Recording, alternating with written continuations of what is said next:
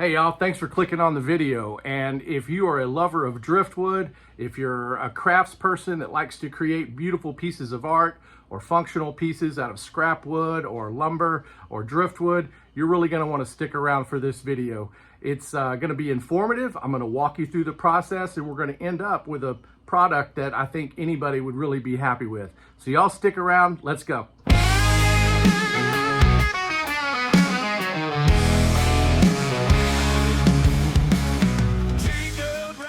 Okay, so like I said, this is a little bit of a different video, but I'm using some scrap pieces of lumber, actually not lumber, of old trees. They're actually, you see them in just about any kind of tree that you can find. This happens to be crepe myrtle, probably the largest suburban tree that you can see in Texas. I mean, they're everywhere and they're beautiful trees. And these are those pieces where the branch kind of wides off and, you know, makes this little V. I've cut these down and sanded them to make what I think looks like a nice little fish, right? And I've got several of these. You see that? I have used a grinder to get this shape, if you can see that. So I had it in the jaw horse. I used a grinder. I've got a couple of videos where I went live and walked through that process. So basically, whether you use a sander, a grinder, some type of a bandsaw, however you do it, this is the piece, this is what you want, right? So I've got this guy, this little guy right here, and this one right here, and I'm going to show you how I'm going to mount those, and it's really going to be an adorable piece. I think you're really going to like it. So what I've got here, let me get my workspace open a little bit, is a very, very thin, you can see how thin that is, piece of driftwood. Now I've already sanded this. It's super flat on the back side. This will be against the wall. This will hang, and I have hit it with a 60 grit to knock off a lot of the rough stuff, but I'm leaving a lot of it too. Now, you know, in other videos, I don't look for perfection on some of these pieces because I'm just not going to achieve it. So I get to a place where I don't have a whole lot of loose pieces that are going to pop off once I get it mounted.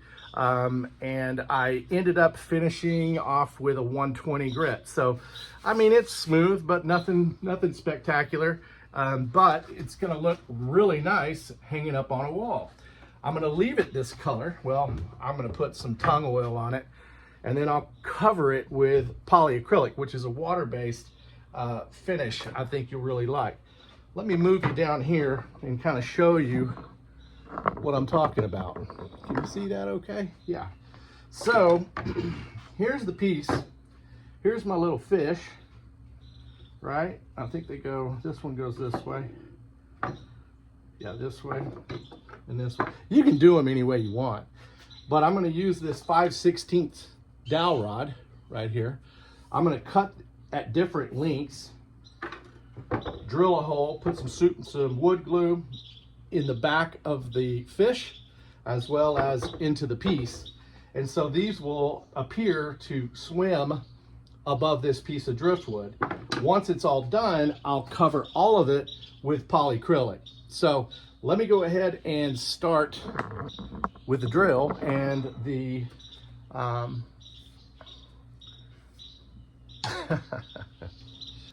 momentary lapse of just recall, right? This is called a dowel rod. I've had to repeat it multiple times so I wouldn't forget again. So dowel rod's gonna get cut now, and then we'll start drilling the holes.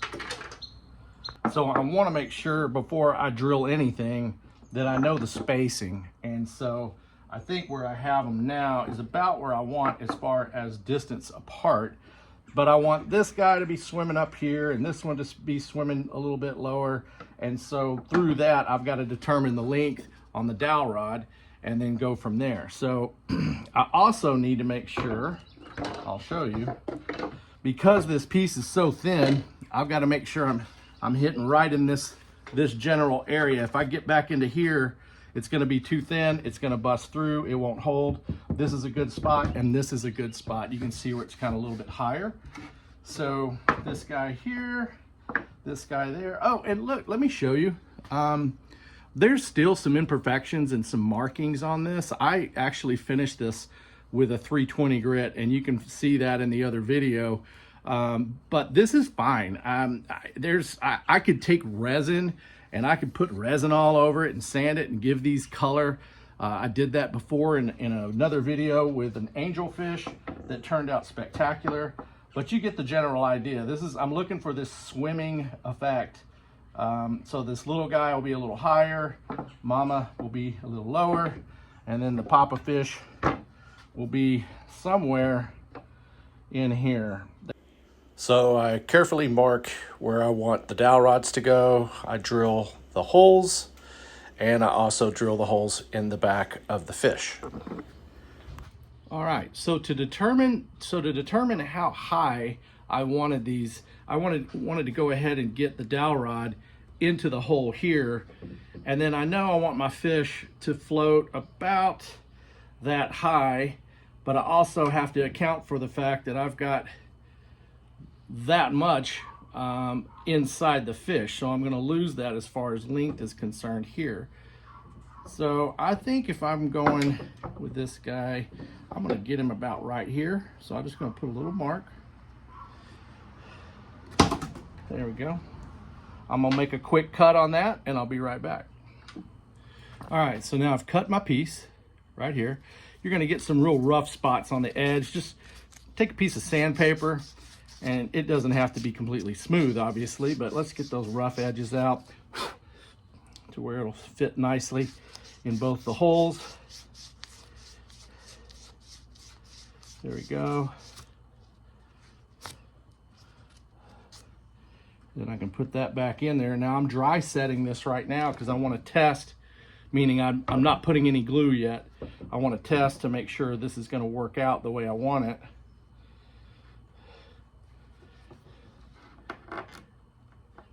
And it does. It sits just perfectly. It just floats. So I just repeat the process on all three pieces, and remembering to sand the end pieces so they fit nice and snug. And I'm just using Tight Bond wood glue. I'm just going to put a little drip right up in here. Doesn't take much.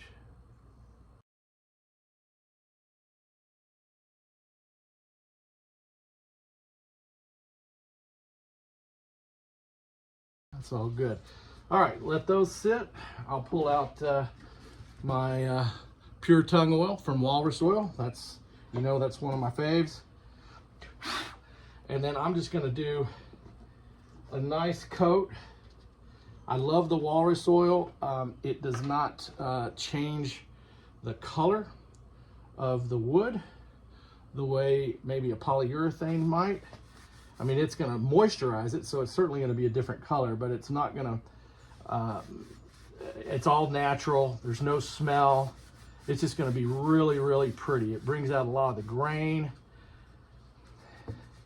And what I do is I'll wipe this on with a rag on the parts that I can. On some of this rougher stuff, I use a real small brush and just brush it in.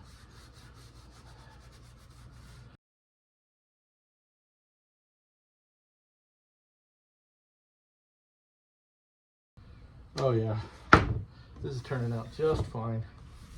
Okay, so I'm gonna let this dry for a little bit, and then we'll come back and mount, and then we'll put polycrylic on everything once this tung oil has dried, because I do want a glossy look to this. And actually I've done pretty good of getting the tung oil in these grooves, and I like the white. You can see some of that white in there. I like that. There's nothing wrong with that.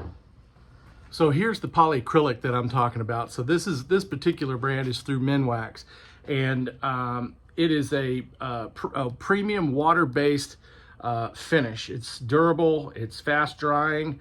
It keeps the colors true, and that's the piece that's really important if you're a driftwood person, because that's one of the most important questions that I get from all over the globe is how do you finish the driftwood without significantly darkening the color of the wood. I'm using tung oil or beeswax, mineral spirits. Those are the things that I'm going to moisturize the wood with. Nothing that's got too harsh chemicals or polymers. And then if I want any type of glossy finish, this is what I'm going to use. I also have a Minwax finishing paste. You can see a couple of other videos where I've used that. That's also a great choice. This particular one, they have different finishes. This is a gloss. This one here is a clear semi-gloss. They have satin, they have matte. So just figure out how glossy you want your product to be, and then choose the product. I've got a link to this down below. You can get it on Amazon. And oh, let me show you. It's milky. This one's almost empty, but you see that? It's real milky. That goes away. If you put it on too thick and it gets into some of the holes in your piece, you may have a problem when it's drying, because it's going to stay milky for a while. So go do a real light brush coat first. Let that dry. It'll be dry within 45 minutes. Come back, maybe do another coat. Let that completely dry about an hour. You can then take a very fine, maybe a 320 or a 600 grit sandpaper, and hit it one time to where any of the air bubbles or little pieces of dust, you can sand that down, and it'll even get smoother when you put that final coat on.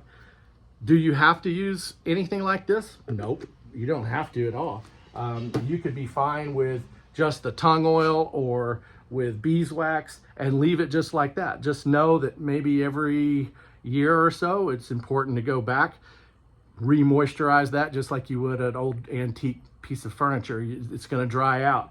So you'd want to come back and put an additional coat. Doesn't have to be glossy, so you don't have to use the polycrylic at all if you don't want to. I choose to on this project. So now that that's done, I add a little bit more glue to the piece, and I take each one of my little fish, get them lined up and secured, and we're ready to go.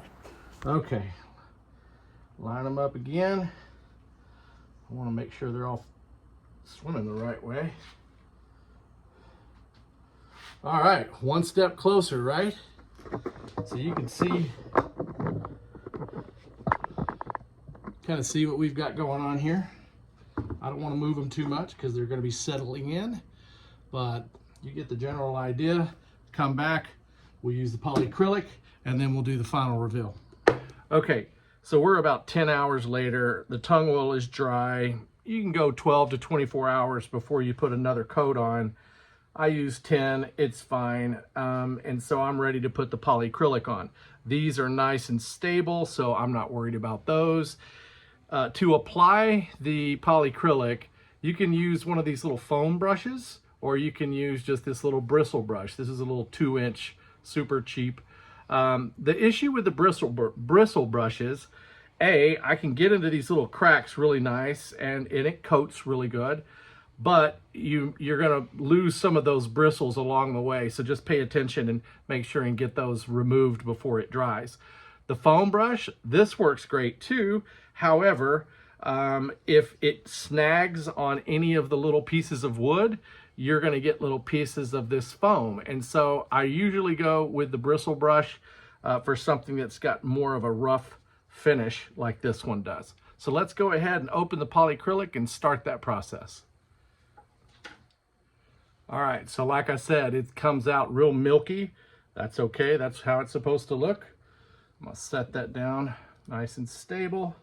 I've got this piece elevated off of my workbench. That way, if it's dripping down here and it's not creating a sticky surface for the piece.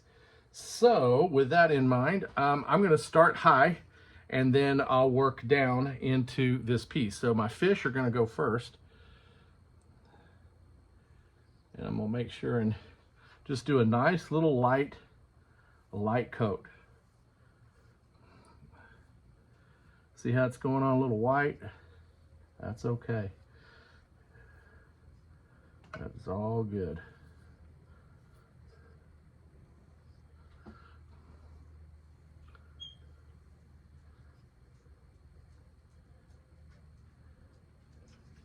I'm going to get the sides and the underside. You'll see where it's dripping because it'll it'll get real white where it's thick.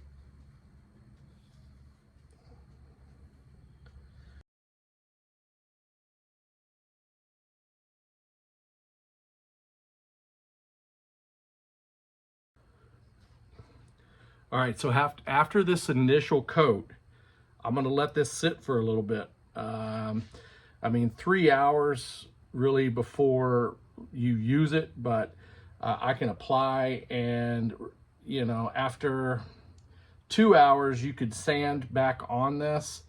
I like to just kind of wait just a little bit after this one gets more than tacky. So right now it's tacky.